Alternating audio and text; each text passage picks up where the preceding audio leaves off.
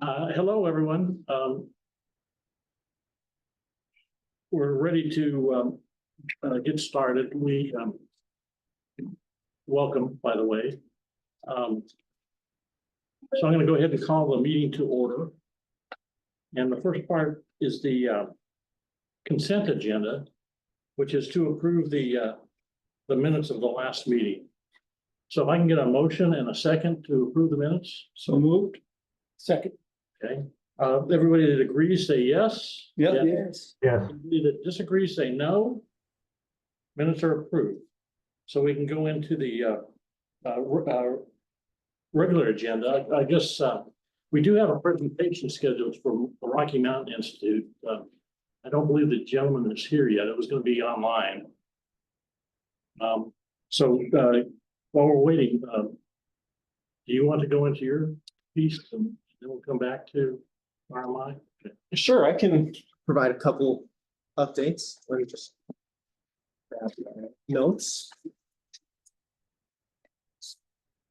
Oh, we do have Dan, it looks like, so we can Dan.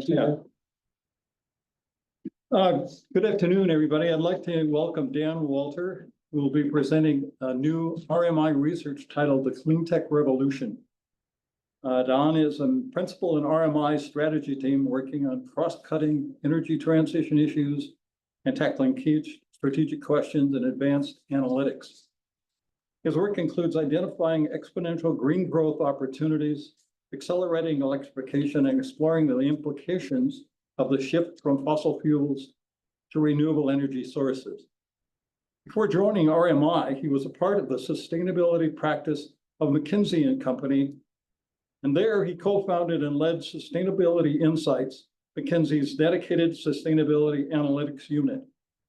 Don advised a diverse set of organizations, governments, large industrials, and financial institutions, and he also developed analytical insights to help critical decision makers navigate to net zero. He holds degrees in physics and astronomy from the University of Amsterdam and advanced degrees in theoretical physics and nuclear energy from the University of Cambridge. With that, I'll turn it over to Don. Thank you. Thank you for that introduction. And thank you all for having me here. I'm excited to talk you through our insights.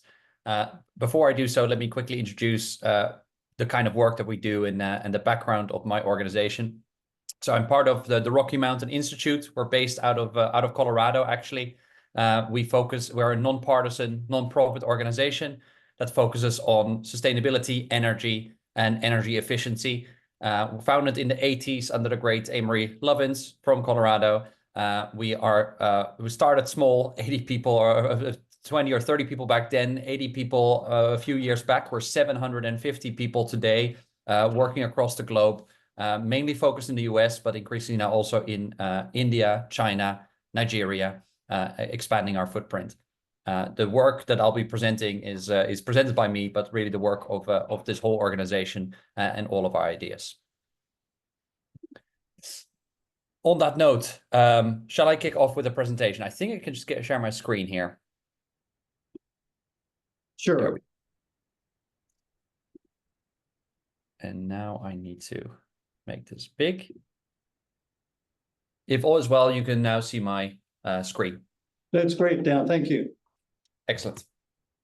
So I think at the moment, when we look at the energy transition and the energy space, I would say we're at a moment of peak confusion, I would call it.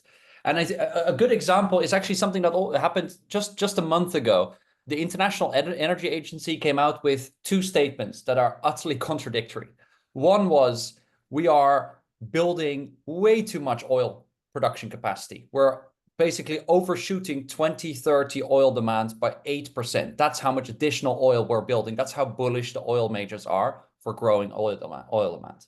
At the same time, I think it was a week later only, they published that Chinese solar manufacturers are building twice as much solar panel capacity manufacturing as is needed in a net zero scenario. That's a very ambitious solar ramp up scenario where we hit net zero emissions by 2050. And so at the moment, I would say we're in this moment of peak confusion where both the oil majors and the seven sisters, as they're called, the solar majors, are both incredibly bullish about what the future holds in store for them. And so this is why this year in our annual report, where we focus on the growth of clean tech, we really started with this question: okay, how do we get rid of this confusion and get to a clear answer? And for us, that is always just look at the data, look at the trends, and that's what we'll do over the next couple of next about half an hour, 40 minutes, and then I'm very excited to take questions. We'll talk through the 7 chapters of our report in quick succession. I'll give a bit more introduction on the topic that we're studying. Then we'll talk about the exponential change that's been happening in the energy system so far. Change is incredibly fast. We'll talk about the era of peaking demand. Exponential change in clean tech is leading to a peak in fossil demand. Why do we then believe that rapid change will continue? We'll dive into that. And then the implications for the energy system and the wider implications of the transition come after. And then at the end, I'll have some open considerations on what do we actually need to do now to make use to get on the right track and make use of this transition. First, let's go back to this moment of peak confusion. Really, what is going on is that at the moment we have 2 visions of what our energy future looks like. We have the old vision, the old commodity narrative of business as usual. This has been the vision that is based on, as we show here, this is the ExxonMobil outlook of how fossil fuels are basically the pinnacle of human ingenuity, and we can't do much better than fossil fuels. And so anything that deviates from a fossil fuel dominated system means it's going to be very hard, very expensive, very painful to get there.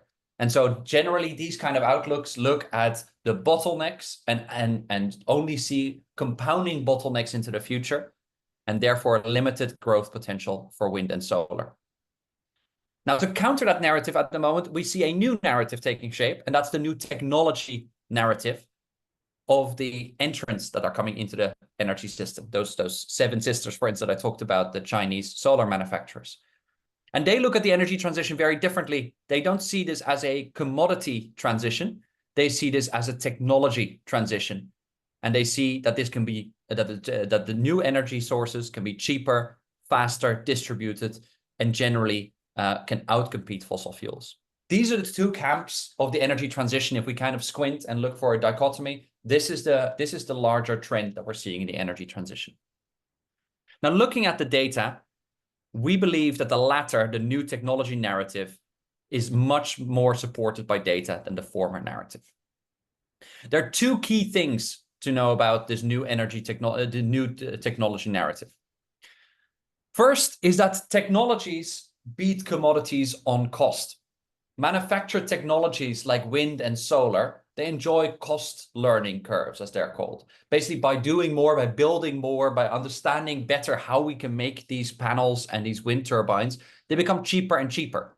We don't have that with fossil fuels so much, because fossil fuels is all about just pumping up the oil out of the ground, putting it through a system, and feeding it into demand centers. So technologies have this rapid cost down reduction, as you can see here on this chart, for solar, wind, and batteries, whereas fossil fuels kind of remain steady in terms of cost. So technologies beat commodities on cost because we can rapidly innovate on them. Second, technologies beat commodities on speed. Solar and wind has been scaling incredibly fast, faster than any energy source has ever scaled in the history of mankind.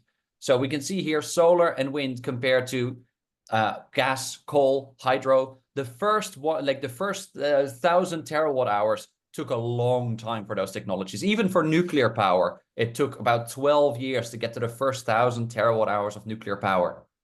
Wind and solar especially are going much faster than that. Really fast uptake of technologies.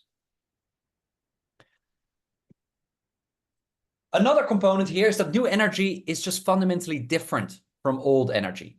In the old age of carbon, we have finite resources. We only have so much oil on the ground in every location.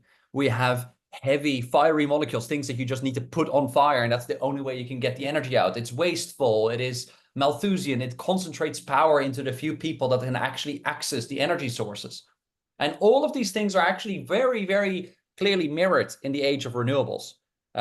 It's eternal. The sun shines on us all. The wind blows around the world.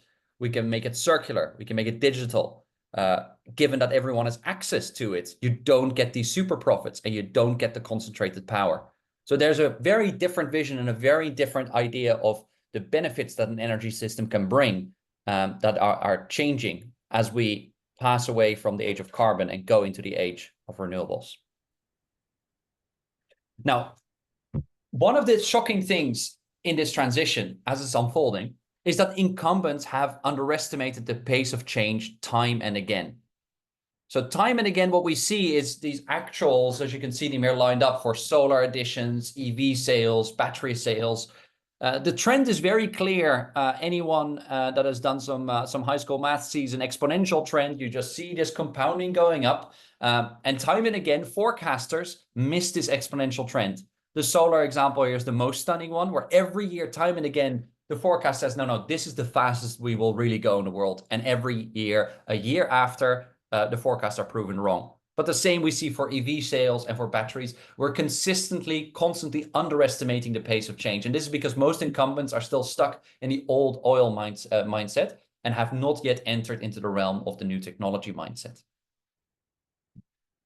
Now, what are the three big levers of change here? Because let's dive a little bit into this new technology mindset. What's really driving this? Three big drivers change the game. First, it's renewables. It is solar and wind that are basically taking over, pushing out fossil fuels out of electricity generation. Here noted with electrons. So these are the electrons that go into our power grid. Currently, mostly fossil fuel generated, as you can see. Renewables are pushing them out, wind and solar backed up with batteries, pushing out fossil fuels. The second one is electrification. This is actually the molecule part of our energy system. So these are all the coal and the oil and the other things that we put into industry, put into our cars, the diesel, gasoline, this kind of stuff. Electrification, think for instance, EVs, actually allow molecules, these fossil molecules, to be pushed out in favor of electrons. And so that basically makes that first bucket that you see there bigger and bigger. So the second move here is electrification, pushing out fossil molecules and phasing in renewable electrons. And then the third big driver is efficiency. And efficiency makes basically this entire chart smaller and smaller and contracts it overall, making it contracting everything at the same time as we become more efficient in a society. So those are the big three drivers: renewables, electrification, efficiency, REE. That's really what drives the energy transition today. So let's look a little bit, before we go into the future, let's look a little bit at the exponential change so far. First and foremost, the main thing to understand of what is different about clean tech today versus even a couple of years ago, and that is that clean tech costs have fallen dramatically. So we're looking at 70% cost decline for offshore wind, over 75% cost decline for solar, battery cost decline by almost 80%. And these are all measured over about a decade's time. These are cost declines that are absolutely stunning and driven by these predictable learning rates. And we talked about that a little bit earlier before. As we scale up these technologies, we understand better and better how to make them. And that results into them becoming cheaper. And as you can see here indicated with the gray and the light green area on these charts, we're actually starting, like fossil fuels are actually starting to lose the economic battle against wind and solar and batteries. So batteries and wind, onshore wind, are now decidedly cheaper than building any new fossil fuel power basically anywhere in the world. And they're actually starting to compete with the marginal cost of power plants, which leads to some shocking results. What we're, for instance, seeing in India, where it is actually cheaper to tear down your coal-fired power station and put solar on that site, rather than just continue to run your coal power station, because it is cheaper to build new solar than to continue paying for coal for power. And in batteries, we see a very similar thing happening, where at a total cost of ownership, break-even cost has been achieved. in many places in the world. And we're actually expecting sticker prices of EV cars to be on par and then drop below that of internal combustion engine gas cars in the near future. As these sectors scaled and cost fell, capital has poured into clean tech very rapidly. It took decades for the first $1 trillion to be spent on clean tech. The second trillion will happen in 4 years, and probably the third trillion will happen only in a year or so. This is attracting money really, really fast, really unlike anything we've seen before in energy, but also outside of energy. Capital that poured in led to exponential growth of renewables throughout the world. So we're looking here at the global generation of wind power, solar, and battery storage. And we just see absolutely stunning double-digit growth of renewables and batteries all across the world. This is happening very fast.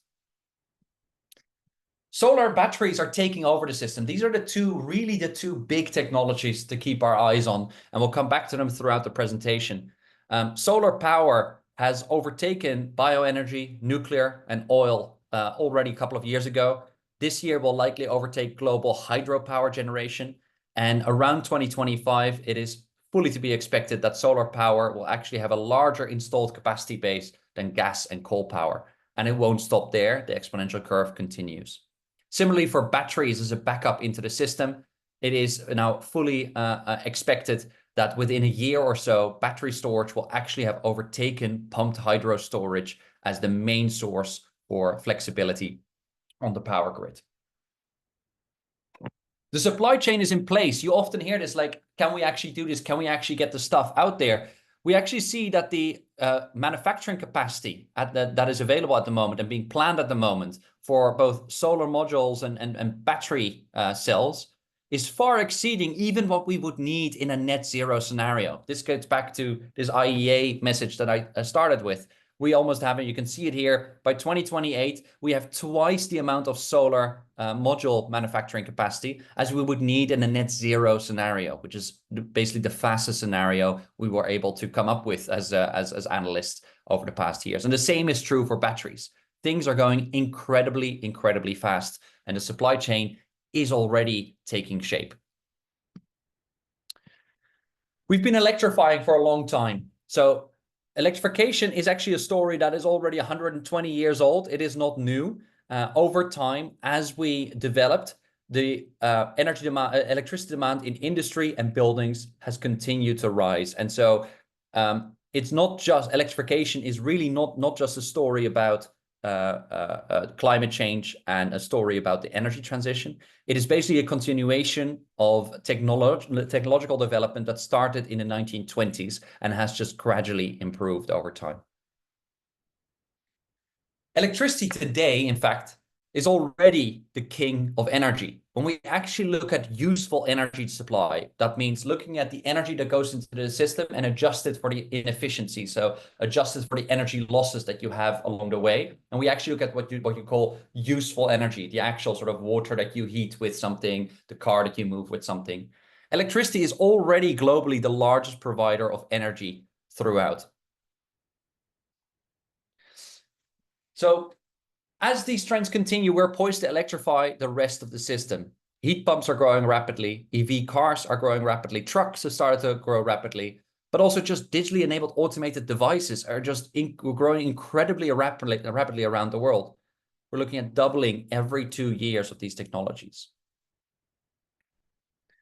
Efficiency, then, the third driver of the REE. Efficiency is also incredibly powerful. It's actually so far has been the largest contributor to curbing fossil fuel demand.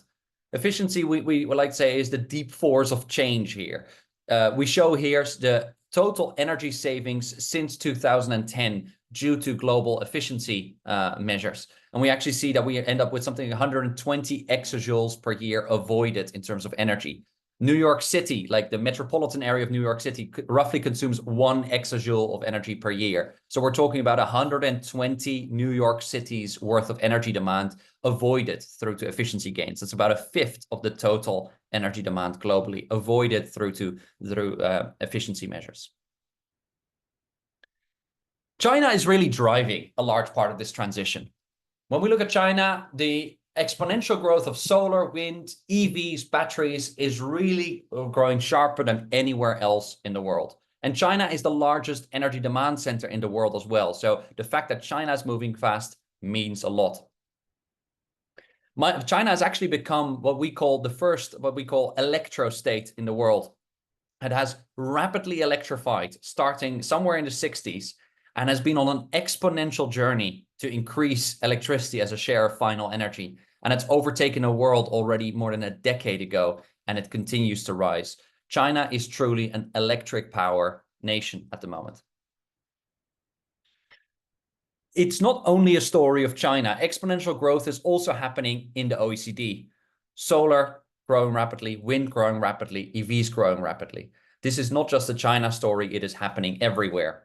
It is also happening in emerging economies. When we look at Brazil, Vietnam, India, Morocco, incredibly fast growth of these cheap new energy sources. And that makes sense. These countries are growing rapidly and they're looking for cheap ways to fuel their economy to grow. And as per a few pages above, it is currently cheaper to build wind and solar and batteries than it is to build fossil fuels. So these countries are seeing incredibly rapid growth of clean tech. An interesting insight as we're diving into the data areas as well is that when we look across Asia, Asia is electrifying incredibly rapidly. In fact, if we look at countries like China, we saw that before, but also Vietnam, Bangladesh, Korea, their electrification rate actually already exceeds that of the United States and Europe in 2022.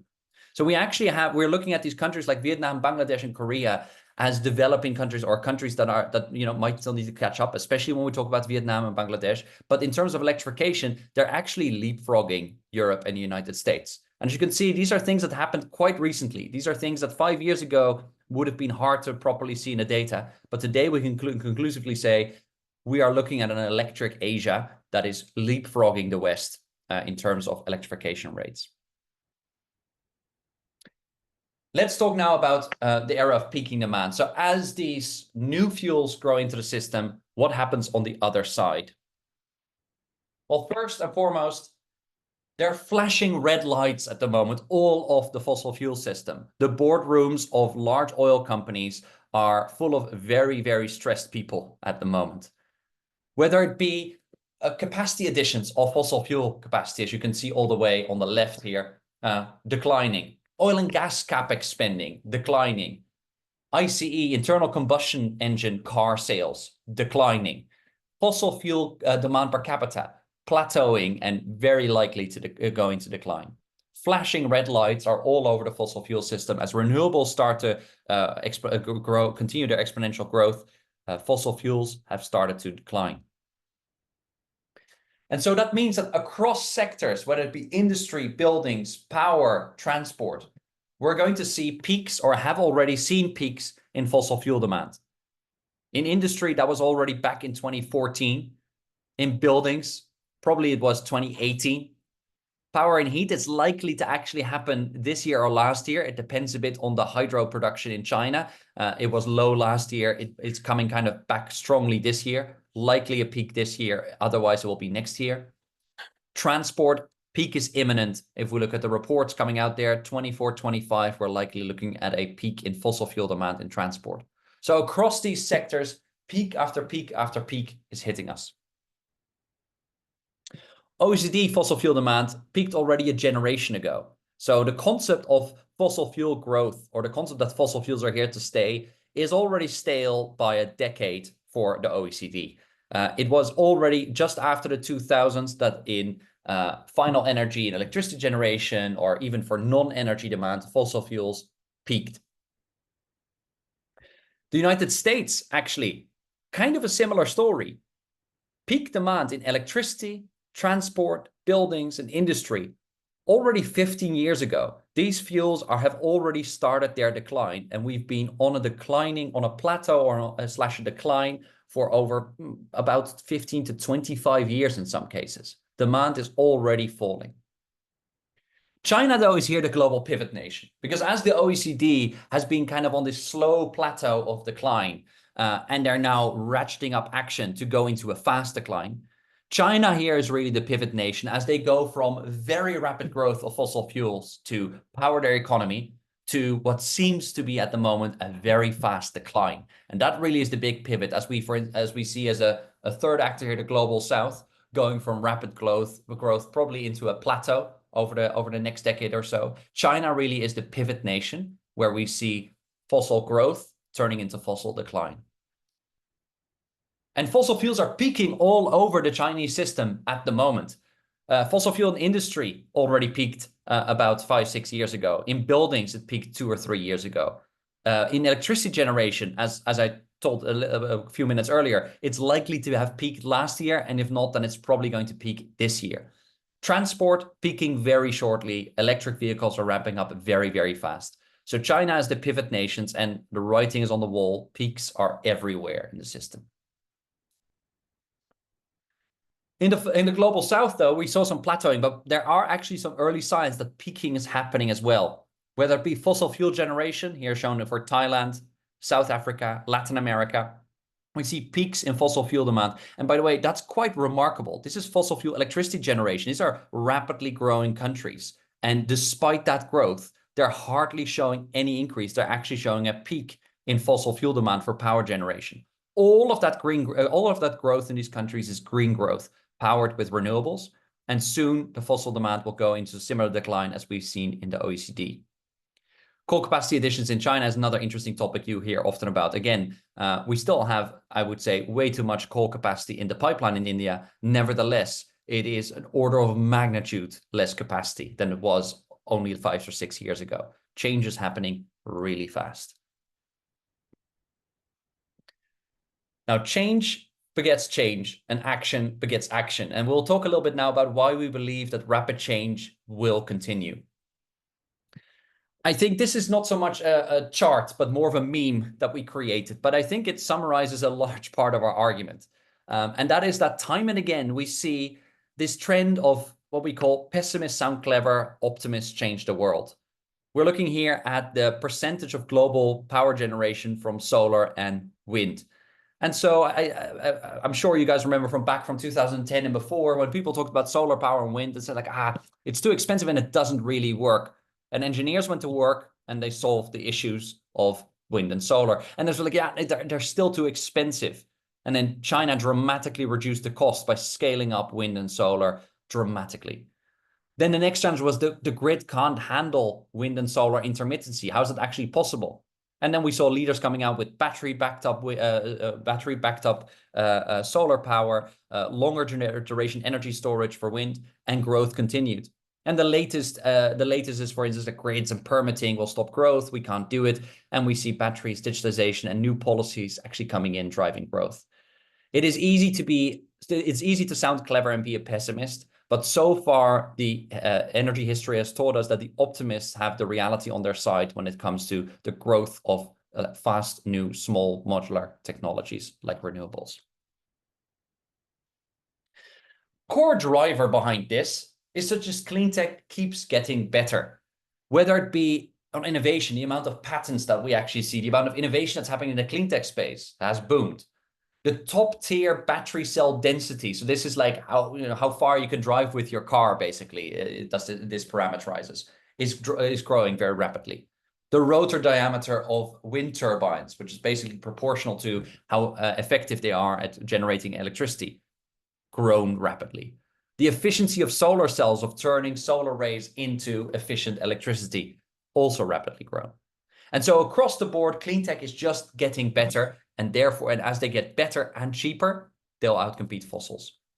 And so as we continue, we fully expect that clean tech costs will continue to fall. They have fallen in a very predictable pattern for decades now. And it would be a great anomaly if they wouldn't grow for another decade like that. And so what we'll see is that wind, solar, backed up with batteries, will just become not just cheaper, but almost unmeasurably cheaper compared to fossil fuel power.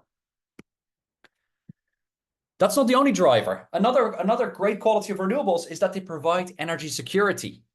They're about 100 times bigger than fossil fuels, the actual resources of renewables that we have in the world, and every country has them. The wind blows around the world, the sun shines on us all. Everyone can become energy independent with renewables. Can everyone do it as easily as others? No. Of course, densely populated areas, as you can see here in parts of Europe, will have a tougher time than less densely populated areas. But even in those areas that are marked on this star chart as stretched in the gray, we're still talking about that the amount of energy you can get. And this is not just looking at the total surface area of the land. This is actually looking at those areas that public governments have said we can actually build renewables on. We're talking about 10 times more energy production than is actually needed today in those countries to power them. So even those countries that are stretched would only need to fill in 1/10 of their renewable potential to actually get their energy supply fully from renewables.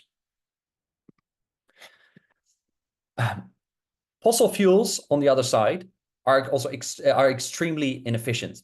So about 2/3 of the energy that we put into our system, that's called primary energy coming here in from one side, the 606 exajoules that we put into the system. We lose a tremendous amount of energy actually putting that through to our system before we get anything useful out of that system. And so something useful, imagine like moving a car, heating up a liter or gallon of water. These are the useful energy services that we require. But the amount of energy that we need to put in is just stupendous. And that is mainly driven by fossil fuel efficiency. It is production losses, as you can see here, very big power generation and fuel processing. This is mainly fossil power generation, mainly fossil fuel processing. It is transporting this energy around the world. About half of all global shipping is just to get fossils from their point source of where they are extracted to the demand centers where they're going. Half of all those container ships that you see when you pass by a port is just for that. Incredibly, incredibly wasteful. And then at the end side, the end use losses that goes into heat, work, and light, incredibly large losses. Specifically, you can see oil losses in work. That is the internal combustion engine, one of the least efficient ways of converting one energy source into another that sits in our cars that we use every day. 2/3 of energy are lost in our energy system. Clean tech is 3 times more efficient than that. So whether we look at the energy production side or the energy use side, we just see that clean tech does better. Fossil thermal generation, 30 to 40% efficient. Wind and solar, effectively 100% efficient. Gas boilers versus heat pumps, internal combustion engines versus electric vehicles. Across the board, we're basically talking about being 3 times more efficient than fossil fuels. And that really matters because being more efficient means being more competitive. The fossil fuel system, therefore, we feel is very fragile at the moment. There's an immense amount of money that we lose on this energy waste. Almost $4.6 trillion per year go up in smoke. I mean, literally go up in smoke as we burn fossil fuels. But there are all these other externalities that come on top as well. There are obviously the greenhouse gases, but there are 5 to 6 million annual deaths due to fossil fuels. There are $2 trillion in fossil rents. There are trillions of subsidies. The fossil fuel system is fragile at the moment and has not been as fragile as it has been in a long time because renewables are knocking on the door. The world's largest energy consumer is moving fast. We talked about this before, but we will continue to see this developing. China, whether it be patenting new technologies, making new technologies, or deploying new technologies, China is leading in the clean tech revolution at the moment. And that means China, as the largest energy demand center in the world today, that the energy system is going to change very rapidly. That doesn't mean that the US and Europe are too far behind here. There is a marathon going on, not a race. And if this is a marathon, we might currently be in the first 10 to 15% of it. There is more than enough time for the US and Europe to make up for lost time. Everyone currently wants a piece of the action. This is the big thing that we're now currently seeing in this global race to the top on clean tech. Clean tech just contributes to GDP growth to a significant extent now, both in the US, in China, in the European Union, in India. It is the deployment and the production of clean tech that drives up GDP. All of these technologies grow along these S-curves. And so this is something that this exponential growth is something that we've seen many times before, whether it be refrigerators or the growth of radios or cell phone or color TV. Technology change works in these disruptions where if we take, for instance, the canals example or the railways, it starts slow, people all say it's not going to happen, it's going to be too hard, and then all of a sudden change happens very quickly and takes over the system. We've seen this time and again, and this is why we say we call it S-curves as usual, not business as usual. There is no such thing as a business as usual in the energy system. There are only S-curve after S-curve of these rapid transitions. And so one of the interesting things there is that we see clean tech is actually, the clean tech adoption is resembling that of the internet, another one of those big modular technologies that is going across the world. By that I mean to say, we see it starting in developed nations. Here in the internet case, it's North America and Europe, and now we see it in Europe, China, and North America in renewables. And as these richer nations scale up capacity, they make it cheaper, and then developing countries rapidly follow. And so this is the same pattern that we're currently seeing unfolding in renewables. It's basically in the same way that internet spread across the world. So let's talk about the implications for the energy system. What does this mean, continued change? Well, first and foremost, let's go back to those two key technologies that I told you about, solar panels, batteries. Those are the big two to watch, and both of them are set to grow incredibly rapidly. 1,000 gigawatts per year of solar. That is a tremendous amount of capacity. That's almost like that we're getting close to US levels of capacity additions per year. Battery capacity growing incredibly rapidly to some 5.5 to 8 terawatt hours per year. These are really, really big numbers to the extent where, again, as we discussed, we're closer to a net zero scenario than anything else. So renewables will keep rising up their S-curves. We'll get a scenario in which renewables will outcompete fossil fuels, and where battery storage will become the main source of flexibility and backup in our power systems. On the electrification side, one of the main drivers that is changing the game is that electric vehicles will continue to grow, and we'll see this domino effect of of EV uptake. Because where cars are currently going, soon vans and trucks will follow.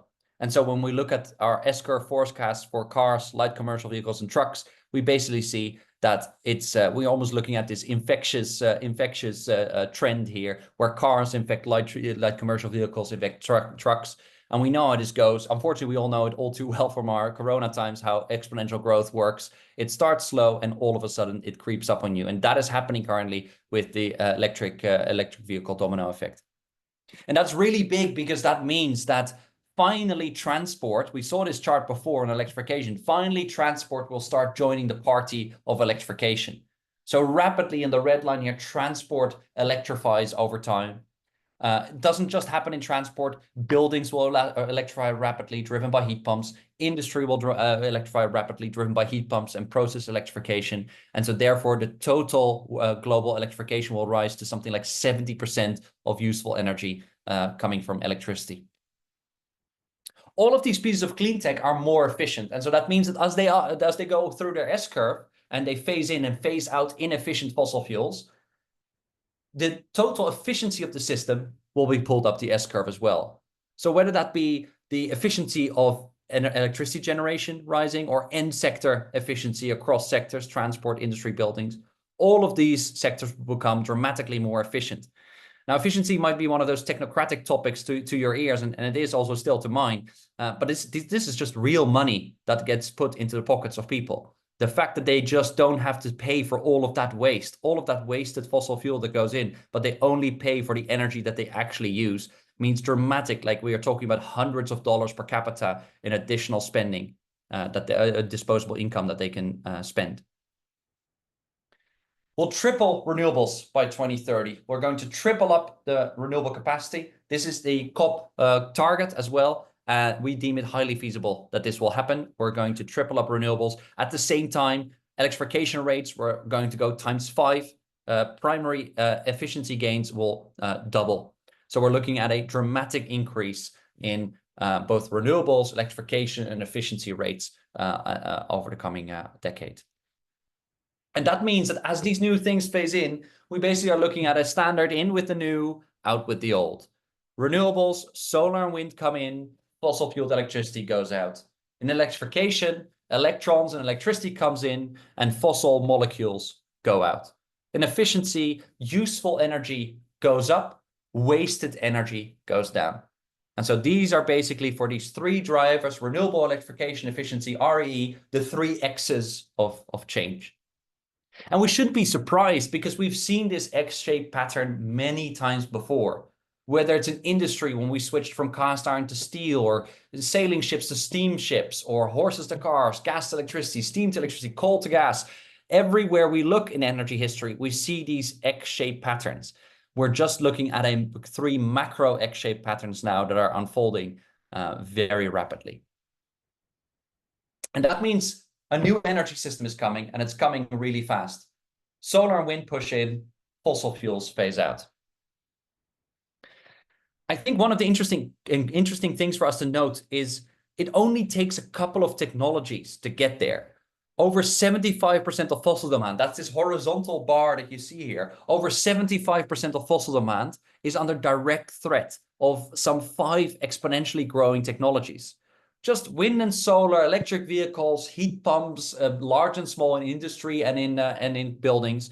Just those technologies together put some 75% of fossil fuel demand at risk. So it doesn't take much to really rapidly phase out fossil fuels.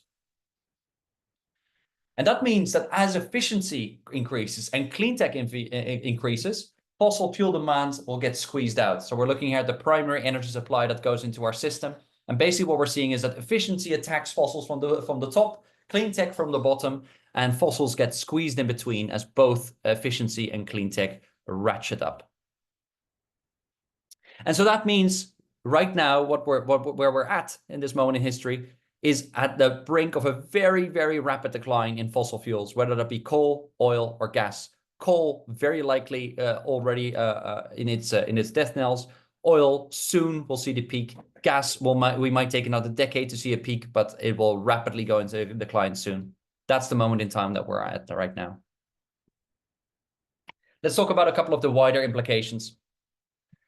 First and foremost, Paris is still feasible. If we look at these trends, we're going faster than some of these net zero scenarios that we've been discussing. That means that Paris is still feasible. We can stay well below 2 degrees Celsius. Race on the top is on fire and will continue to accelerate action. China, the United States, and Europe will keep competing on renewables, electrification, and efficiency. The global south can continue to leapfrog, whether it be Namibia and solar, Uruguay and wind, or Vietnam and electrification. The global south is going faster than developed nations, for instance, here shown the United States. We are at peak waste at the moment. As we phase in these more efficient technologies, it means that our energy will become much more productive for us. Energy waste will peak for the first time in 100 years. It means we're going to see capital getting reallocated. We're currently halfway through a great capital reallocation, where capital is moving out of fossil fuels and into clean tech. The total pile of money that we need isn't growing that much. The main thing that needs to happen is divestment from gray and investment in green.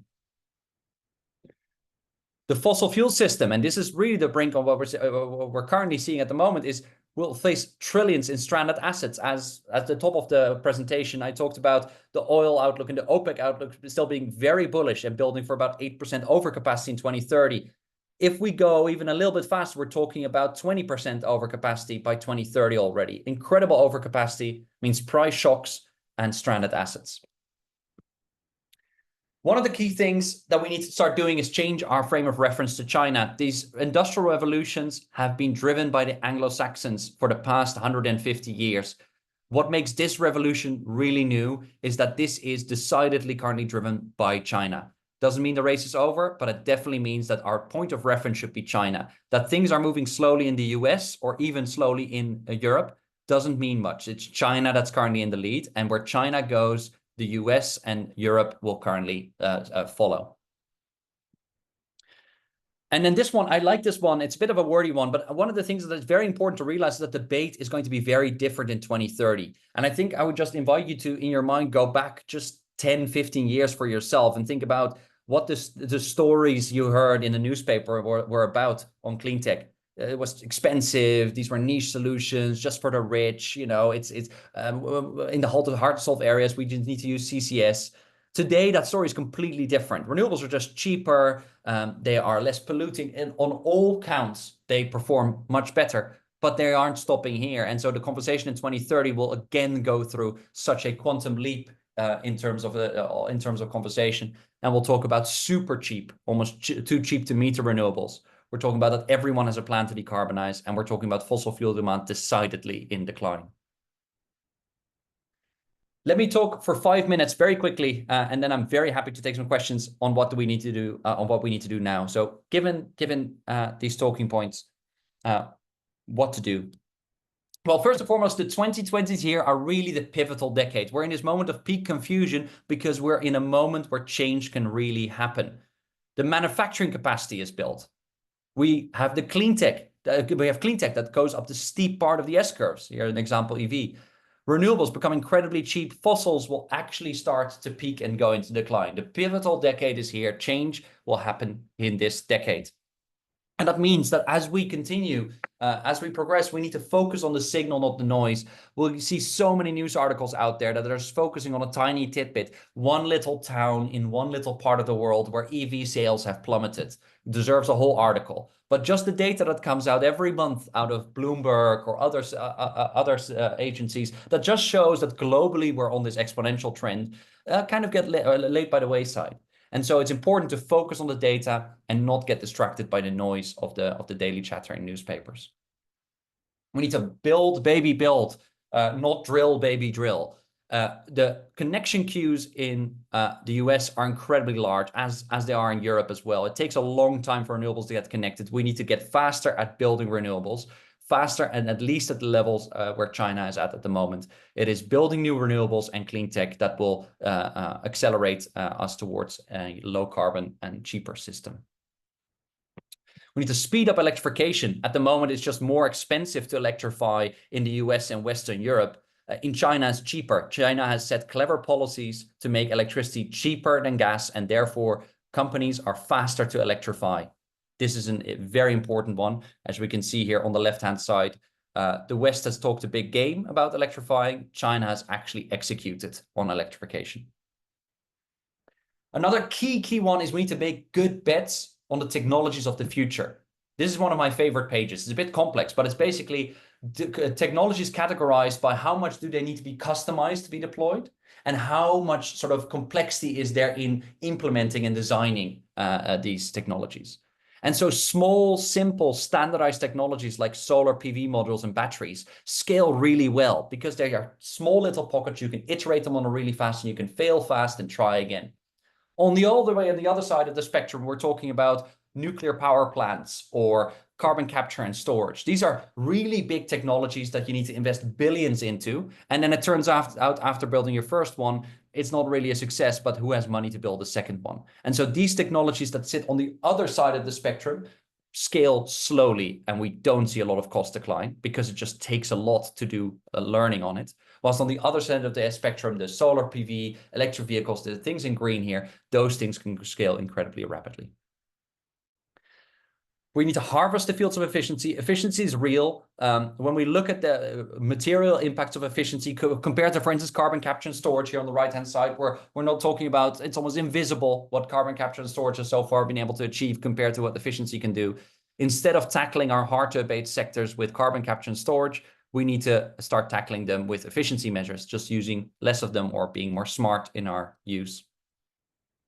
For companies, it's time to actually start moving from tactics to strategy. In finance, we need to retool investment strategies. We're no longer living in a BAU world. It's S-curves as usual, which means Minsky moments are coming. We need to pick winners and stick with them. And we need to basically go long on clean and go short on gray. Another one is be careful of who you trust. Be careful of who you look for insights on this. There are still, we find an awful lot of energy outlooks out there that are still having yesterday's debate on whether or not renewables can actually work. We have a couple of conversations or a couple of agencies that are talking about today's debate, and we like to think that we're looking at the debate that we'll have tomorrow.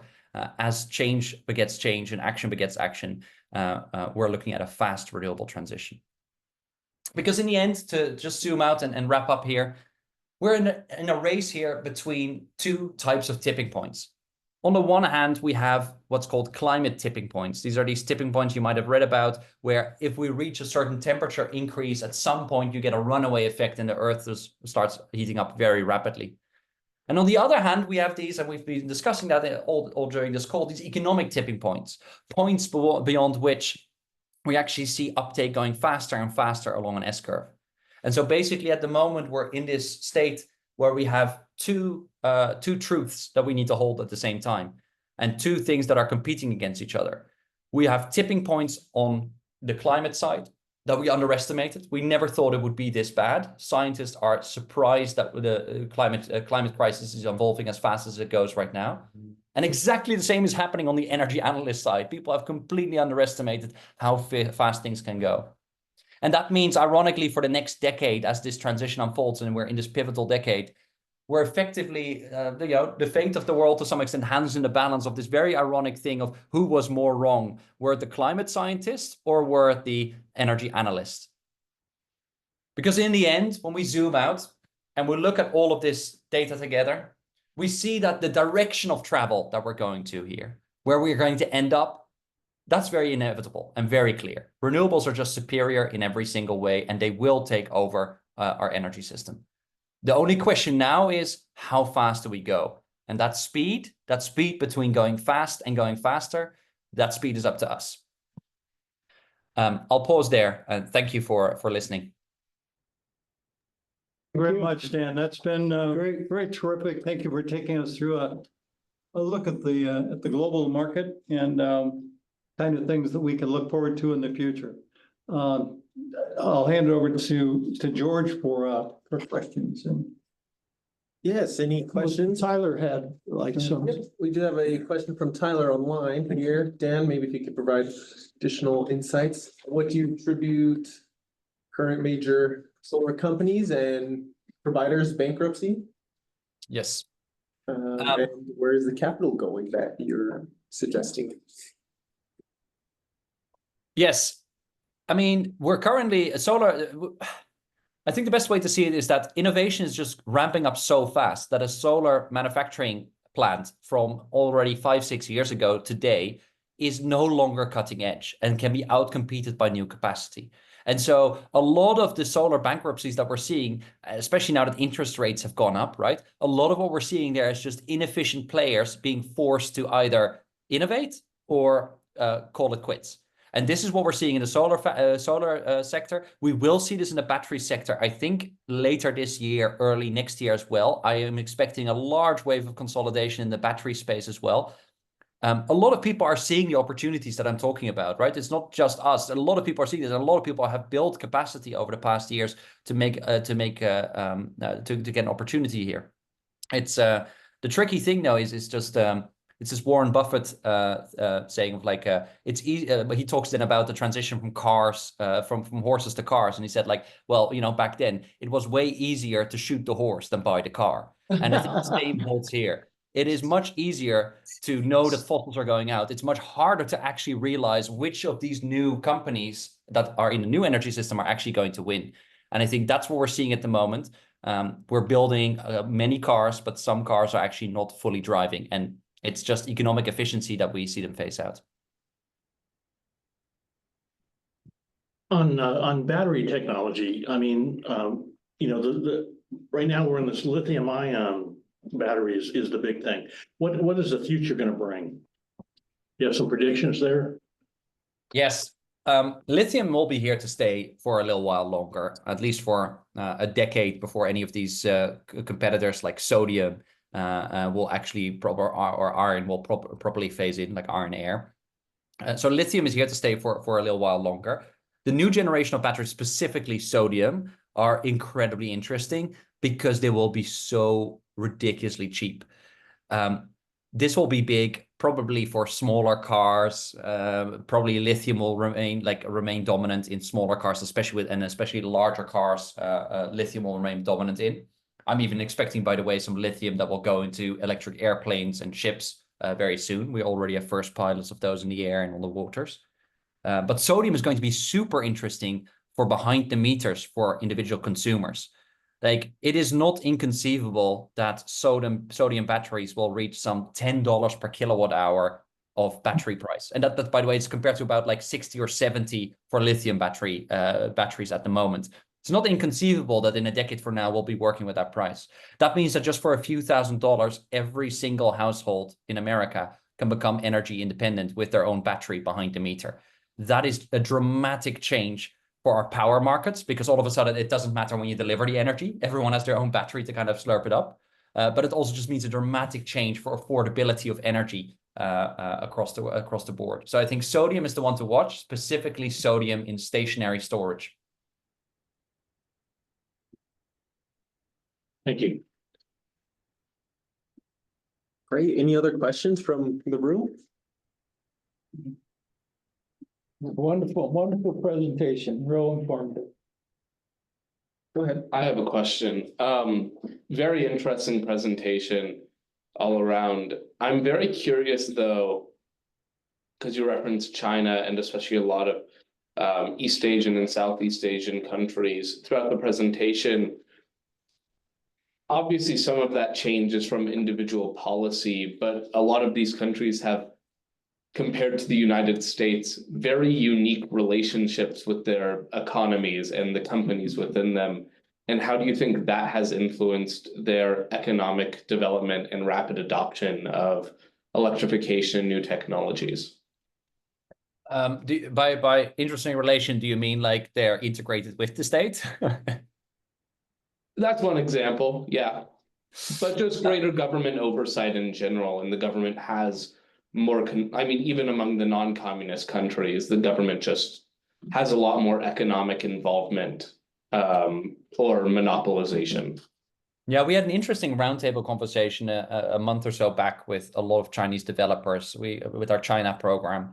But it was actually quite interesting because they actually said these exponential curves in China really started to tip the moment that more market mechanisms were applied. And actually, for instance, for electric vehicles, it's been since the subsidies have been abolished that that innovation has ratcheted up and exponential growth has turbocharged. So we actually do see that, yes, this is true. We are seeing that, I mean, the push of China already back in 2005, 2008 to go big on batteries and solar. That was just a moonshot centralized effort by the Chinese government to make things happen. It was their moonshot effort.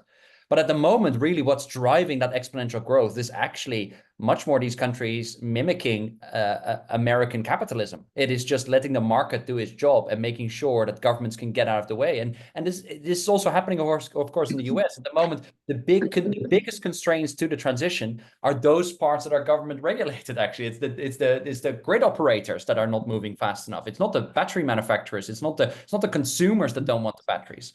It is the grid operators that can't get people connected. And so exposing, like in a clever way, exposing part of your energy system to market forces has really been part of that toolkit for both India and China. Not making everything market-based, but making enough market-based that you can get this innovation going.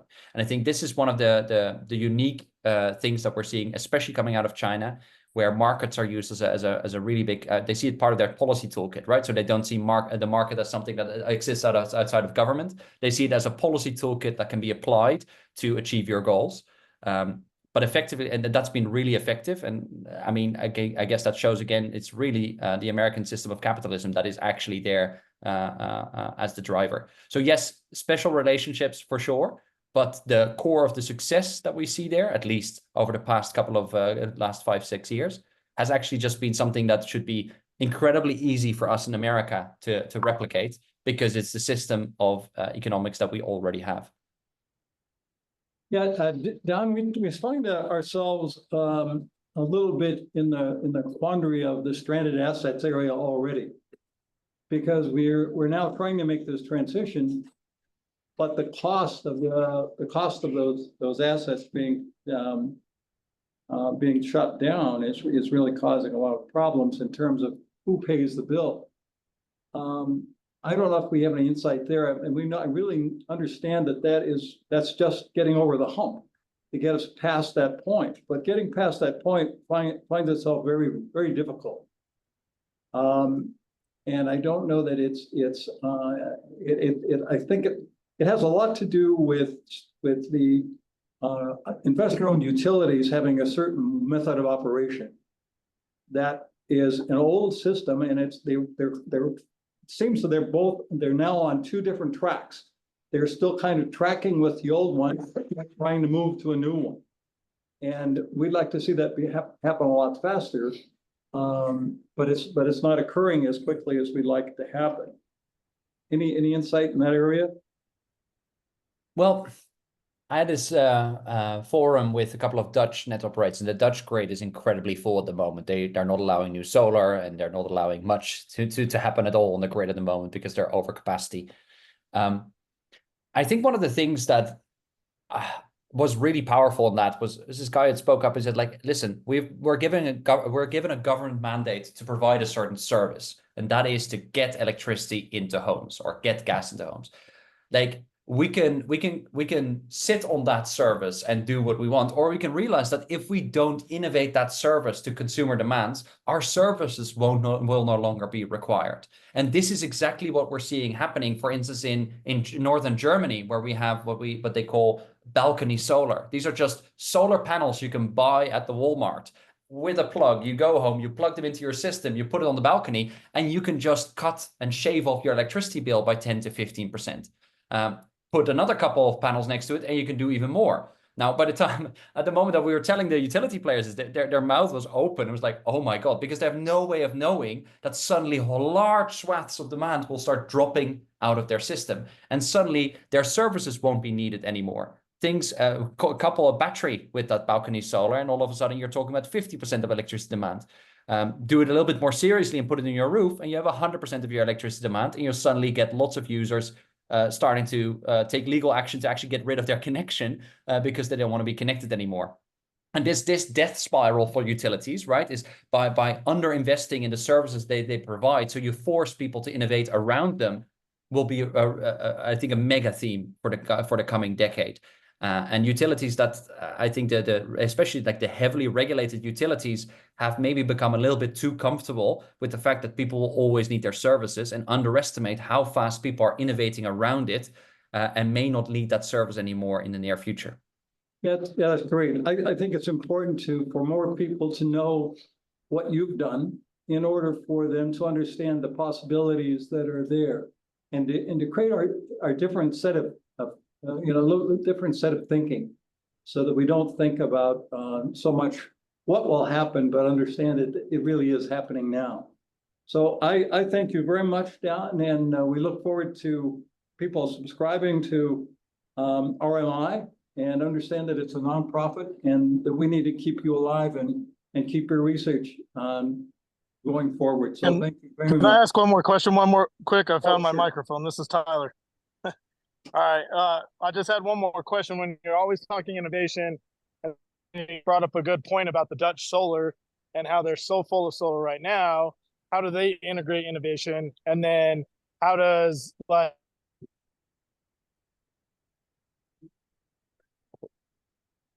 think you dropped on the second part there, Tyler. Yeah, we lost you, Tyler. we are talking like innovation and technology, but it always has to play into the old stuff. How does it sustain prices? Because the biggest thing to happen at oil and gas in the last 50 years is pay at the pump. I think I got part of that question. I think I'll be able to answer it, but please correct me if I'm wrong. So, for instance, in the Netherlands, right, grids were running full. I think that is just driving innovation. Same limited mineral availability. It's driving innovation. We're innovating out cobalt out of the system. It is these are like normal market forces that force the sectors to be clever. And especially as we are in I would like to think a new realm of policymaking where we're focused on climate sustainability. It's also policymakers that are actually setting new boundary conditions for companies to actually say, no, you're only allowed to build a manufacturing site here if, for instance, it's union controlled, or like these boundary conditions. And people, it turns out that when you throw down the gauntlet to innovators, they have ways to innovate around it.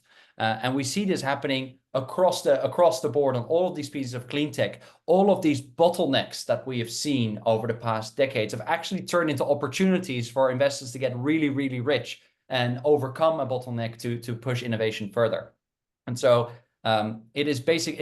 I mean, I suppose in the end, that glass half full, glass half empty question, a challenge is also very much an opportunity. And we're seeing lots of companies taking these challenges and turning them into multi-million, multi-billion dollar industries. Thank you. Great. Well, thank you so much, Dan, for your time today and presenting with us. Dan's presentation has been shared in the agenda, so if you'd like to review that, it has already been shared with you. So thanks again. Thank you all for having me. Have a good one. Thank you. Bye-bye.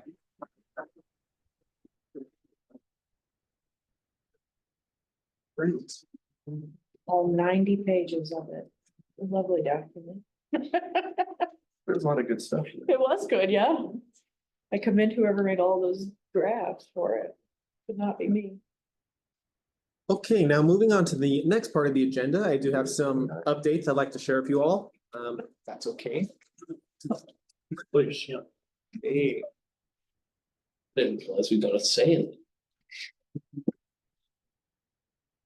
One moment, let me just get this and get the Zoom share.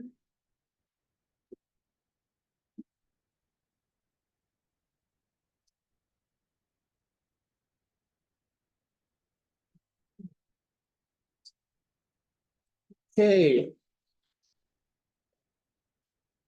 All right, everyone. So I do have a few updates I'd like to share about the current work we're doing. You'll notice a focus on EV related projects driven by the significant federal funding that's available. And as Pueblo is the #1 disproportionately impacted community in the state, it gives us a good position to apply for and receive these grants. I'll be sharing a lot of information in a short amount of time, so please hold your comments and questions off until the end, please.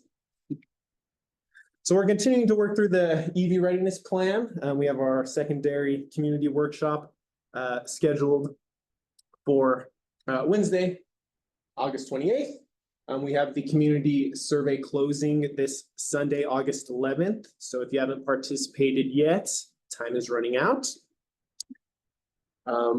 With the next workshop, it is invite only with different community groups to advocate for greater EV adoption and confirm the strategies that have been presented in the plan. You'll see the different community organizations, entities listed there that we're reaching out to work on this.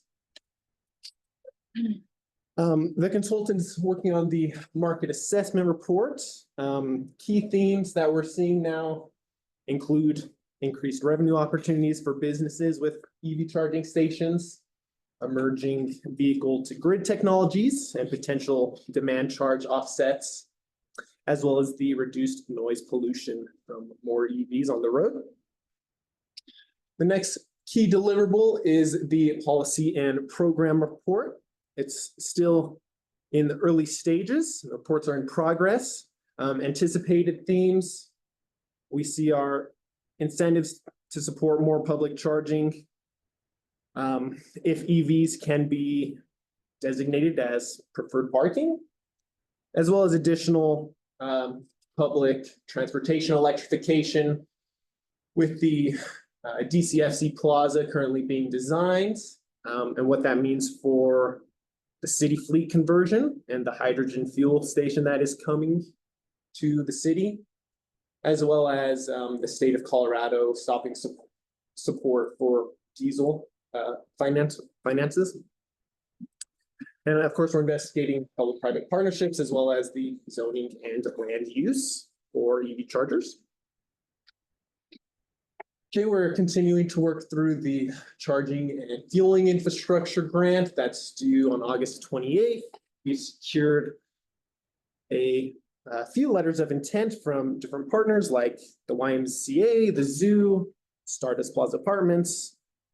But there's still work to be done and additional conversations to be had over the next 2 weeks to close out additional partner properties like the Riverwalk, the hospitals, other parks and rec facilities, as well as CSU Club.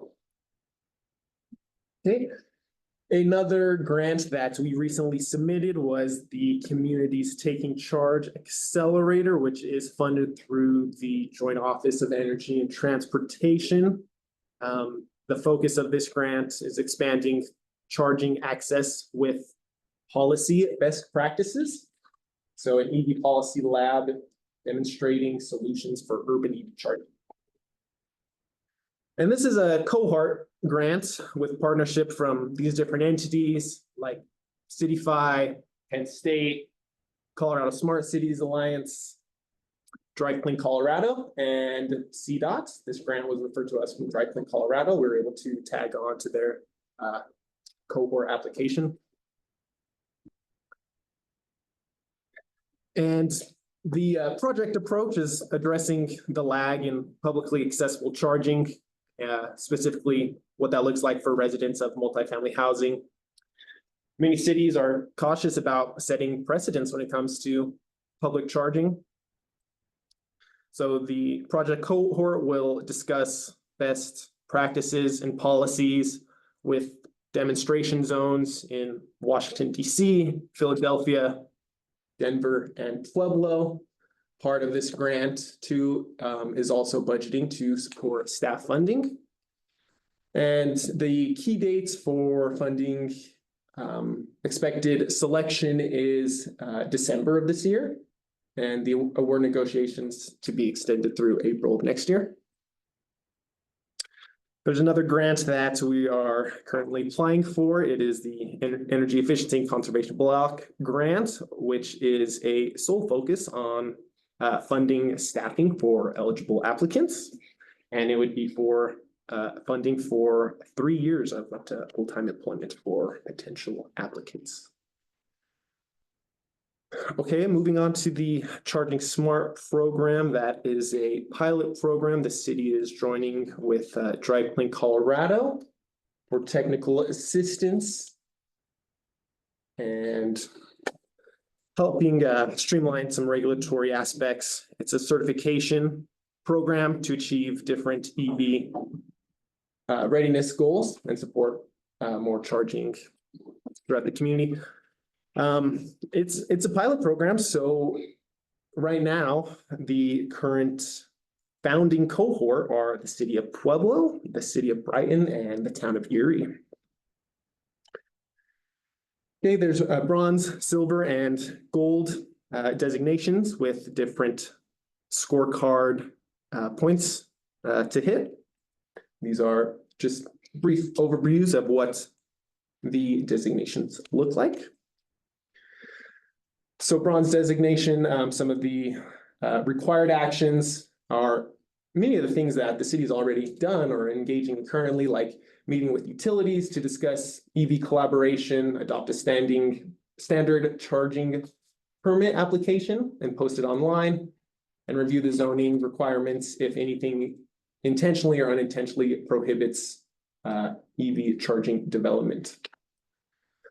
Okay, silver requirements, looking at conducting a fleet analysis, looking at permitting chargers as accessory use to parking lots. Also maybe looking at allowing EV charging stalls to count toward mini parking requirements. And most importantly, gold requirements, looking at purchasing EV for fleet use, which we've already done, install a public charger, which we had several of, adopt technology neutral EV ordinance for new construction, couple other actions required, like timeline approvals and new construction planning. So we're confident in the city to achieve the gold status. We have quite a few points planned and in progress. And this would be a good feather in the hat for the city to potentially be the first gold designated municipality with this, and potentially becoming the EV capital of Southern Colorado in the next 1 to 2 years. So our partner efforts include the Pueblo Regional Building Department is currently working on sharing more of their EV charging permitting application, posting it to their website and sharing the best practice handouts. Currently, there's no records for commercial EV charging stations, permit type 327 year to date. This information is found publicly on their website. But there's currently no residential EV permits that they're tracking, so we're asking them to begin tracking those as part of this program. Some other key permits that I wanted to share during this discovery, we see the residential solar roof mount permits, as well as residential ground mounts, as well as the commercial solar installation. So these are the year-to-date permits that have been submitted through the Pueblo Regional Building Department, their website.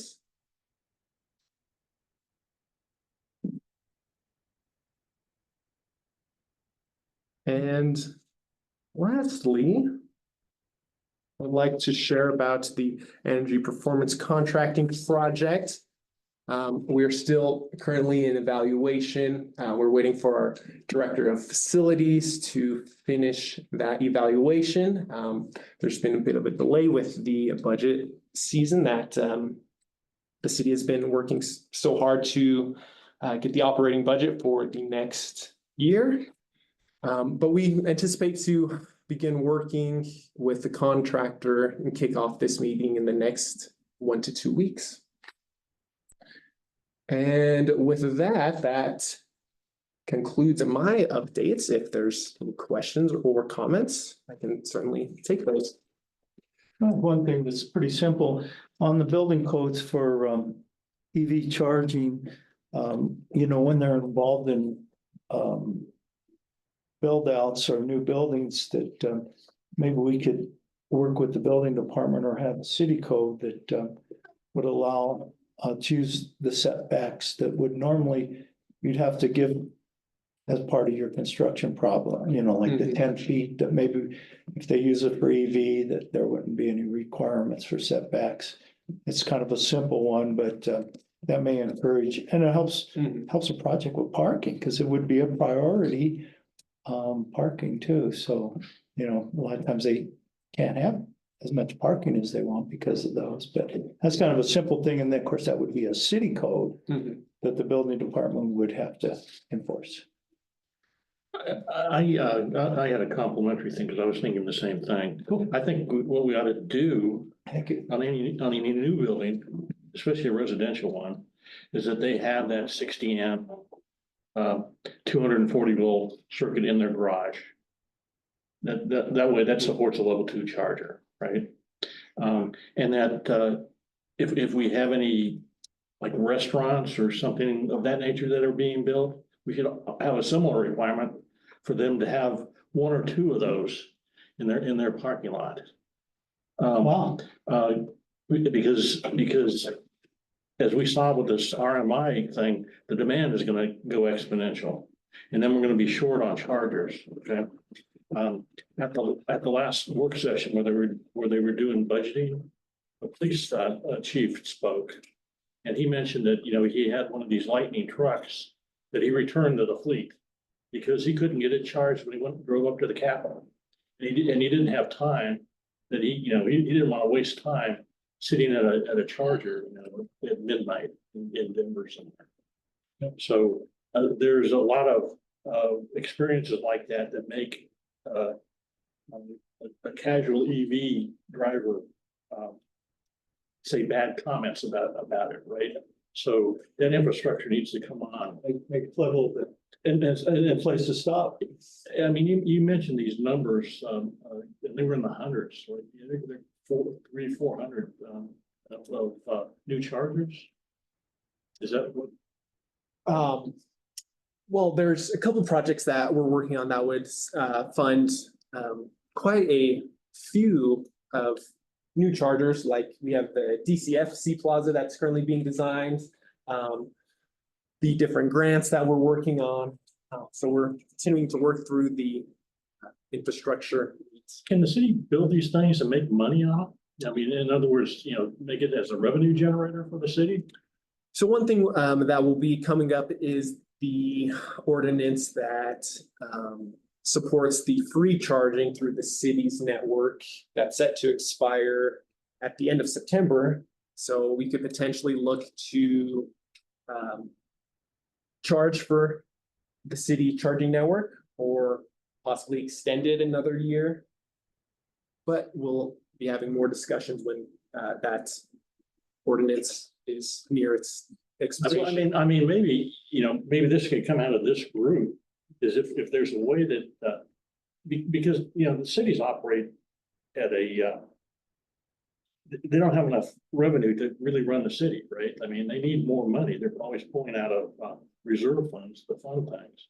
If we could make a revenue generation possibility, maybe that would be a good thing. Now, the problem is that we're a utility that's very expensive too.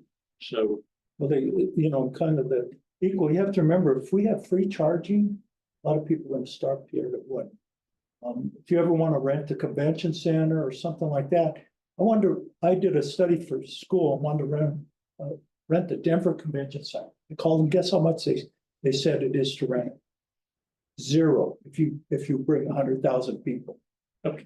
And so that's how it runs. If the city, and if you have them placed in your revenue generating places, the mall, the historic downtown, place where people can park, you're gonna make a lot of money because these people, like the chief pointed out, I wanted to stop. There's no place to stop. Let's make the level of the place everybody wants to stop. And because we're only 100 miles from Denver, perfect spot, because most of these cars are a couple 100 mile. And as technology changes, though, it's going to be interesting because I was trying to see, are there portable devices that I could use to recharge my car? Because I was thinking if they hadn't been developed, that could be a patent opportunity, right? But they already exist, so someone could stop, pull out of their trunk, recharge their car in a few hours, and now the revenue generation activity is gone. But those are all good. And your point about another building code coming out of the city that requires charging stations, is when they're building a building or remodel, it's a lot cheaper because they're putting in parking lots already.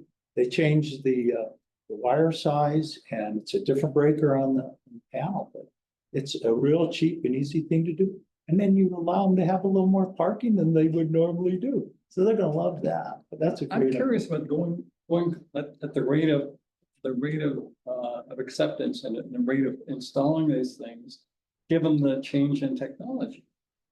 If we can get with companies that are willing to work with you on series of designs or something, so that when they're gonna, based on that kind of research, and I've seen it in the past with solar and others, the rate of change is gonna happen exponentially. Oh, yeah. So I think to just say, well, we got them, now they're in, now that's that. Already, I've been with Ken and others where we tried to use a particular charger and it either didn't work or it didn't fit the car. Whether you had a Volkswagen, whether you had a Volkswagen or a different receptacle or whatever. And so there's still a lot of problems out there. And I don't know how you solve those. But people parking, they charge in an hour, but they stay 6 hours. They're finding out a lot of states and cities are saying, you're gonna get fined, you're gonna get ticketed if you're there longer than a certain length of time on there, because that's another issue. Yeah. So let me give you an example, okay? Because I'm a Tesla owner. If you go to a supercharger and a Tesla, and you charge, your car is done charging, you're supposed to leave that spot, okay? Otherwise, they will fine you, okay? And this is Tesla, okay? So, your car sends you a message saying you're done. You know, you got a few minutes to, to move. So I think those solutions exist, right? And it's not complex, if it's a charge point, public charger or something like that, you can get the same message from them. Sure. But So they get penalized if you have free ones, you're gonna have to reinforce it maybe a little different Well, way. You still have to log into their app, they can charge you a fine, Oh, yeah. you know? Yeah, just like a parking meter. Yeah, that's a great. Yeah, so we got some really good solutions. And those are the things, what I want to remind everybody, we need to work on those things and get it sent up through the mayor, have the mayor agree in this mayor's side of this, then have them bring it to the city council. And these can be machine gun into these things, because as you heard, and we've been, every time we come, about 2 months later, we're going, forget that, it's all changed. This guy's just reality doing it. So these are things I think we should make note and start working on these and getting them, through George to the mayor, and the mayor move these through to council. These are excellent ideas. We can't lose them, but we gotta make sure we finish with them so they're presentable. So I think that's a good segue into our last item in the agenda. I actually had Going one into thing the- really quickly wanted to add while you guys were spitballing back there. I think because we're currently redoing our code, while I think setting charging requirements is good in general, a way to leverage it voluntarily could be having charging parking spots or parking spots that have chargers with them weighed differently in terms of parking minimums. And so using it as a way to, for instance, for every 2 EV charging parking spots you have, it strikes off 5 or 3 to 5 normal parking spaces that your business would need to plot out otherwise. Both giving developers a lot more freedom to Smart. use their land and also lowering costs, letting them be like, even if they don't want to build more building, they can build less lot and cut down on costs on their end Maybe too. when you brought up a good idea, maybe allow them to use some of the right of way if it's appropriate. Like, for example, like a restaurant comes to you and says, I want to use some seating out there. You let them have it if it's wide enough. If it's wide enough where they can pick up an extra couple feet because they're going to move into right of way. It goes on and on. So great ideas. Will this EV workshop talk about charging? Yes. That's part of it. Yes. And that's one thing we're looking at too, looking at the parking requirements, what that means for EV charging, if we can modify that. Maybe count for 2 or 3 parking spaces, like you said, that's part of the Charging Smart program. But now I think it'd be good to just move into the last item of the agenda before we're at time here, talking about the strategy discussion. We have a printout from Dr. Wakefield today, and for those who are online, I haven't shared it yet, but I will share it after the meeting. It has the results from the quantitative strategic planning matrix that we've been working on over the past month. And perhaps Dr. Wakefield, if you'd like to just share some insights on what you saw when you scored it. Sure. First, thank you to everyone who participated. I know it felt a little tedious going through because you had to rank 28 items and then 39 items and then apply a weight. And I had 11 complete responses. There are 3 or 4 that I needed to exclude because they weren't complete and it would have skewed the results somewhat. What was interesting as I was looking through the results is even though there were values 1 through 28, because people saw things differently, we all have different perspectives. A lot of the values were moderated, so there was much less variability than you might expect with 28, a ranking of 28.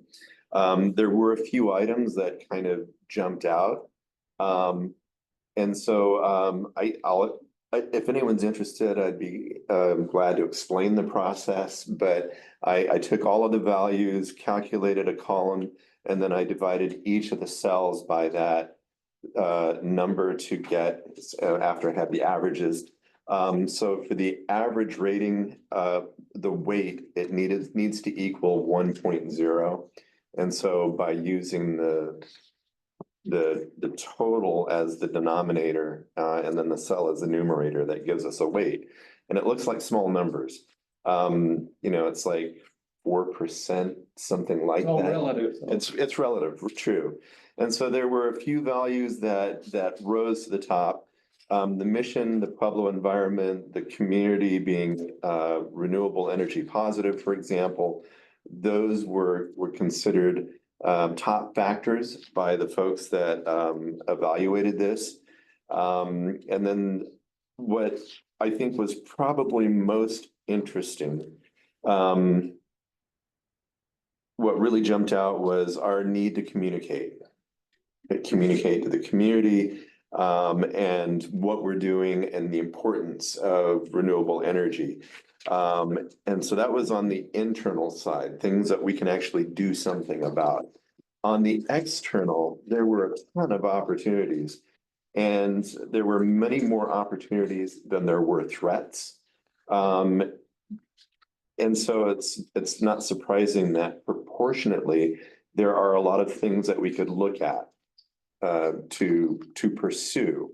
If you look at that blue highlighted box at the bottom, there's one at each side. So for the internal factor evaluation matrix, the value is 2.66. If it's above 2.5, that means we're doing about average, slightly better, because there was a 4-point scale, 1 through 4, the average would be 2.5. For the opportunities and threats, and this would be the external factor evaluation, that value came in at 1.66, which is actually quite low. But I think there's a lot of low-hanging fruit in those opportunities, because some that were heavily weighted were ranked at 1.63 out of a 4-point scale. So if we could pursue some of those things, new storage, local production of renewable energy, grant fundings, public education on energy source, production and usage. I mean, there's a big list of things that really wouldn't take a lot of effort, but could yield huge results. Now, there's a question. There were 11 people involved in this, so there are some voices that didn't have a chance to contribute. You might look at the list and say, there were some things that I think were actually more important than the results seem to indicate, and maybe there are things that are less important than the results seem to indicate. This is not set in stone. We can talk about it, but it's a point of departure for us to continue discussion.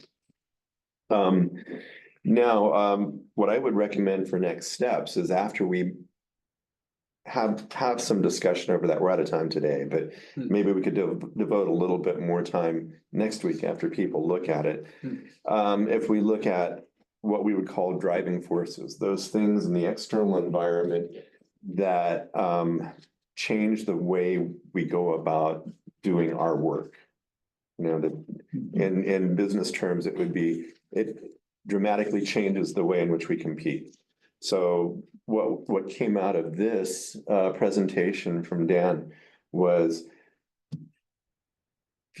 fossil fuel companies aren't going to be able to compete because of the quantum changes that are occurring in renewables, especially wind and solar. So we need to identify those driving forces that affect renewables for us, positive and negative. And then for our purposes, identify the key success factors. So we might go to things like the opportunities, strengths, weaknesses, and some of the other materials that we have, and identify those 5 or 6 things. If you're familiar with the Pareto analysis, Pareto is an Italian philosopher and said it's essentially the 80-20 rule comes out of his reasoning. So identify those handful of things that are going to result in the greatest impact for our commission. You know, and that's where we should really focus our energies. And then the very next step would be to develop goals, you know, very specific goals and specific strategies to achieve those goals. So I think that's the cascade effect that would work through this. Do you have any questions? I just have a real fast compliment and a statement on it. You know, I didn't participate, but that's just, you know, my situation. So, but I don't think we need more participations like from me to make the things change. But I'm thinking, with what you've done, I'd like to do what actually your final statement was. I'd like to see if we can start implementing this as far as the organization of our group.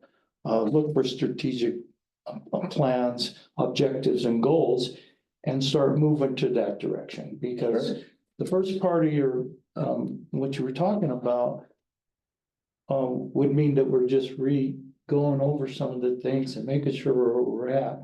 And I'd sure like to, I think we're ready, Okay. you know, to implement with the knowledge of you and some of the other people that feel like they can. Sure. But that's just my suggestion. Otherwise, we're never gonna get back to doing some of the things Yeah. we're talking about. I appreciate that, and I do want to move forward. I just want to make sure, I tend to be a consensus builder. I want to make sure that we're all on the same page with the core material before we move to the finalization.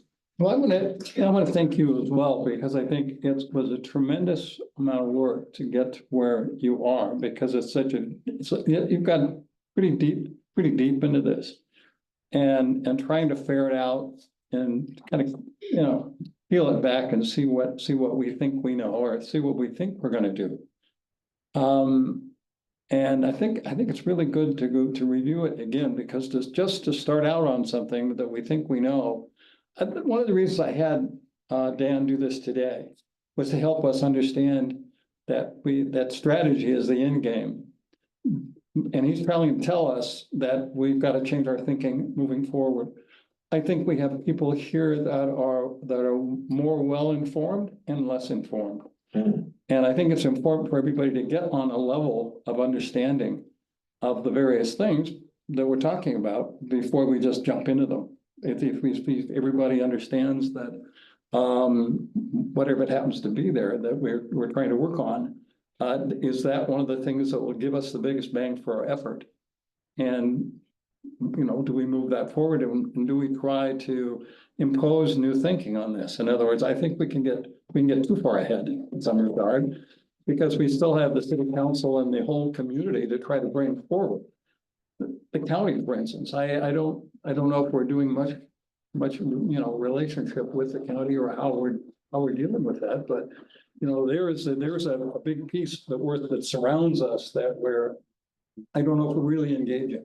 Well, that'd be part of the plan. The reason, and Butch says that, but you have to remember, what I see we're lacking is the participation of our group.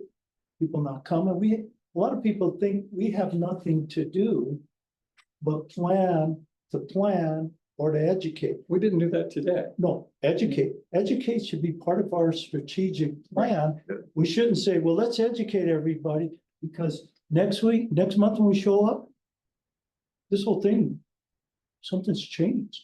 Or the jargon that was used today, are you used to this? A lot of people that heard this today have different understanding of what that is. You got to hear these presentations 4, 5, 6 times to get that knowledge back.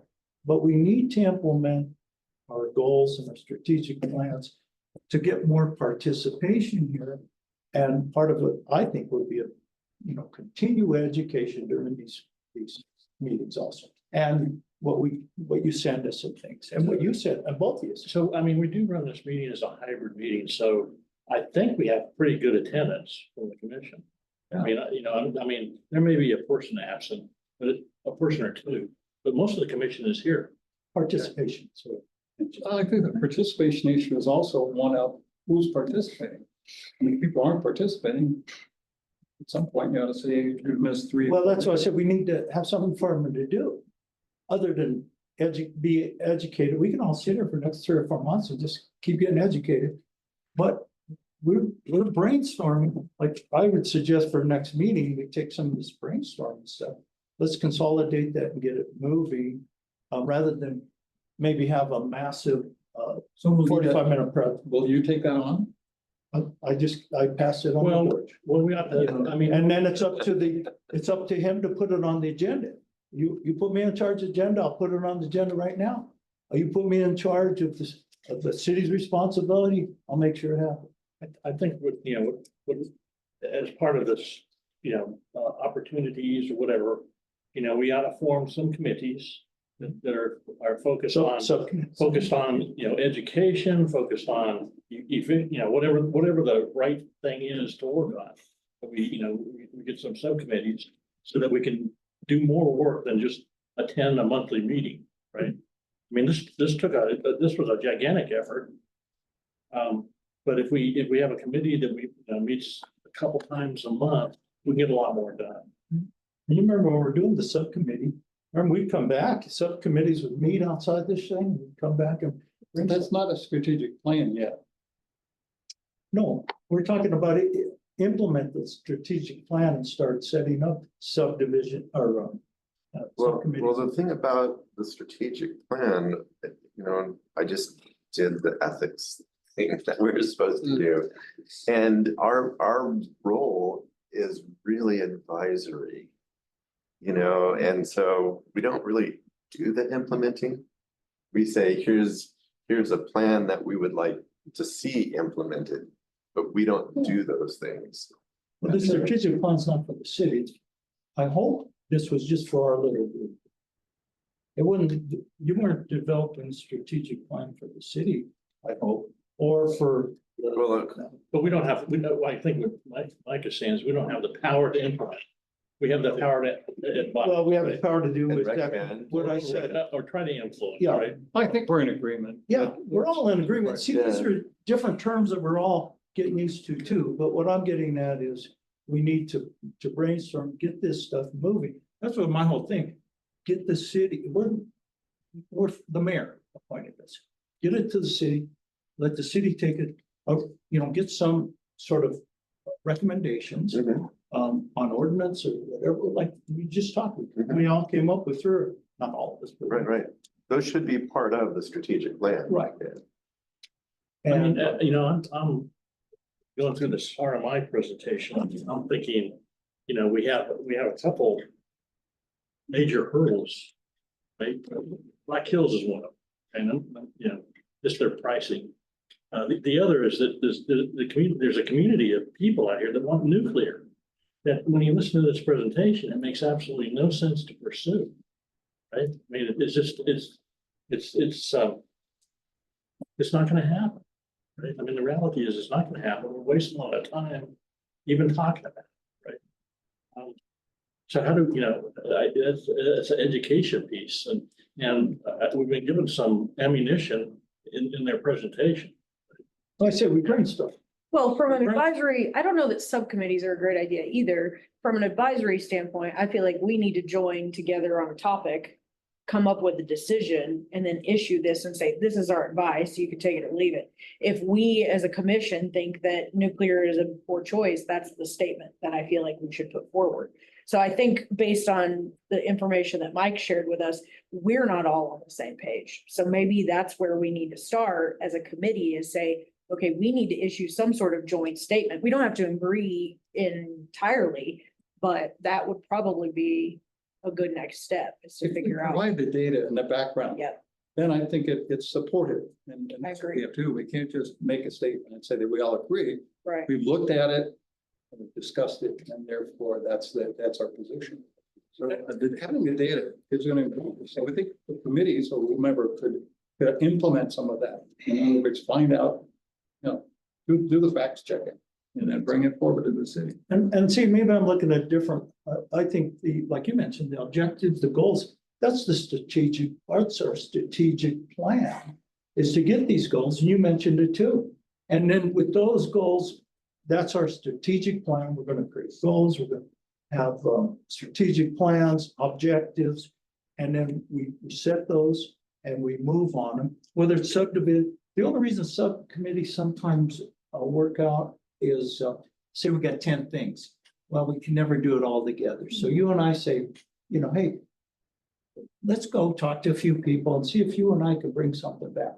Mike and George team, or maybe there's, you know, 3 or 4 of us. And you just send some emails back, you meet and have some coffee and you talk about it. You bring that back to the group. And so there's maybe a goal gets developed out of that. Within those subcommittees, you can make your own strategic plan, your own goal, your own objectives. And just to function, so you're not just having coffee and come back and say, well, we all agree to disagree. I'll never turn you down for coffee, Angie, anytime. Yeah. I love it. Anytime. So let's have it at the meeting. Before we adjourn, and we need to. Yeah, we adjourn gotta soon, what's the next step? Is there more work to be done outside of our meeting? A little bit. I would like everyone just to kind of look over the results Okay, and say, you know, is it something that they agree with? Is there, you know, would they like to argue for a point? You know, and because if something rises to the top, that could become one of the key success factors we identify that we really want to pursue. But, you know, just look it over. There may be total agreement on the outcome, that's fine. But, you know, determine, you know, what kinds of things we're going to have to face. What are the driving forces? One of them is active opposition that we may need to overcome, you know, and how is that done? But then what are the, you know, 4 or 5 things that we want to say, we're going to accomplish this? And it could be EV charging stations, reduced rates, you know, whatever we're trying to figure out is most important to gain acceptance. And Look, it might be on the agendas first, next meeting, we'll get that resolved. And then, if George has some, things, that we talked about, or do we want to try to, some of the brainstorming things that we came up with, spend a few minutes and seeing if we want to move some of that to the next stage or to a subcommittee. So then those pieces become more goals or more objectives, whatever you want to call it. There's some differences, but whatever it is, then you really need to talk about the strategies and the tactics that you're going to achieve that with. That's what you would put together for any of those objectives. Yeah. So how do you go about it? What are the most? Well, that's what Mike's going. well, I think this is a participatory thing. I think we're all supposed to look at this thing. We're supposed to pick, pick the ones that we want to pursue. The priorities, yeah. And then we can turn those into, we'll make them goals and then we'll develop the strategies and tactics. And that's what I said, it'd be an implement. You're there's, talking about implementing the strategic plan, and I think we're ready to do that rather than to talk about the percentages of who said what on the particular things and start getting those listed and move on. So we're all saying the same thing. I think maybe sometimes the wording's different. another tool that we can use, I could do it and bring it back too, is, once we've decided on the SWOT, what are the key components? It's a TOES matrix. And so I can match up threats with strengths and weaknesses. So for example, Pueblo environment conducive to renewable energy production. So, we have a physical environment that's helpful. And then the community is generally energy positive. And then we could match that up with some of the opportunities focusing on communication, right? And so that leads us to a very specific thing for us to do, which would be a strategy to achieve a goal. Does that make sense? And just like I was thinking about the purpose, just real fast. The purposes of our group, when you think about whatever's written down, it don't matter. It really comes down to the health financially of the city and the health of our population. That's like the ultimate up there that we get at, because these dates and fossil fuel and everything else, but that's all about, because we can't do it and bankrupt the city. We can't do that and not take care of the people that are low income and things like that. So just a reminder, we have to have an upper level thinking on this. And then it keeps us from the self-interest, it keeps us from talking about a lot of things that aren't relative to our conversation. Well, right now we're at a real interesting point with, especially with our utility. And that is that we're now struck between a clean energy plan, which shows our curve of our monthly rates going down pretty soon, 25, 26. And now we're getting an 18% request for a new rate, for a rate increase. That's really difficult. I'm sorry. I'm very sorry, I just have to head out. Oh, okay, sure. We're running along. It's a conflicting statement. Yeah. What it is, But see, strong the utility. thing what we could do is the city, like what Ken wants, get our own solar here for the city's utility bills. We can create our own solar, we can get our own batteries, we can use bonds to generate that revenue to. Well, that's something you have to work that And out. to take care of Black Hills is exactly, we talked about before. You don't buy Black Hills. This guy said it. He said, pretty soon these batteries, we're gonna be, more and more people gonna be cutting loose. Guess what's gonna happen? They're either gonna have to drop the rates and again, I'll bring it up again. You go to the PUC and you make demands of want them to keep our rates low. And that's how you do it. All this other stuff and all the other things they want to do, you make these demands and they'll listen to you, the PUC. They'll put off their rate increase. I've seen them do it with public service, all the different things we have. Yeah. Put it off for a year, Yeah, me too. 2 years. And, when we've been running long, thank you all for staying late and staying with us. If you have any other comments or questions, please get them to me. If you have any other suggestions for the next meeting, you can get that to me and Ken as well, and we'll plan for the next agenda. So one of them is going to be the. Thanks, everyone. Thank you. Thank you. Bye, have a great night. Yeah, thanks. Yeah. we're Thank you, officially guys. there. Enjoyed it. Hey, I didn't even realize they were there. You know, I love this stuff, so I hope you understand where I'm coming